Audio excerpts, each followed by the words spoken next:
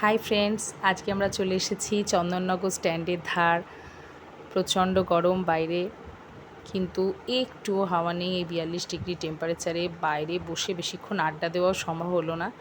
তাই আমরা এগিয়ে চলেছি চন্দননগর জলশ্রীর দিকে। জলশ্রী একটি রেস্টুরেন্ট, ভাসমান রেস্টুরেন্ট।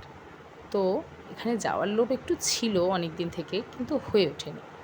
এই হচ্ছে রেস্টুরেন্টের রান্নাঘর। বাইরে একটা জায়গা করা রয়েছে যেখানে বাইরে বসে আমরা খাওয়া দাওয়া করতে পারি, কেন কি গঙ্গার হাওয়াতে খাওয়ার একটা আনন্দই আলাদা। কিন্তু ভেতরেও ব্যবস্থা আছে, এসি রয়েছে ভেতরে।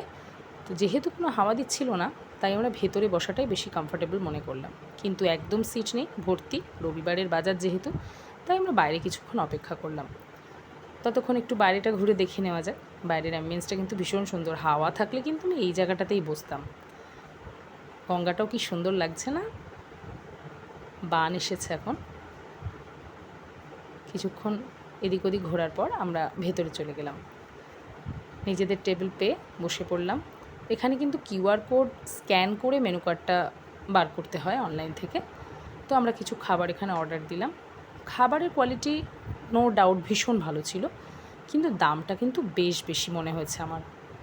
তো সেই হিসাবে তোমরা তোমাদের পকেট অনুযায়ী, পকেট পারমিট যা করবে সেটা অনুযায়ী অর্ডার করো।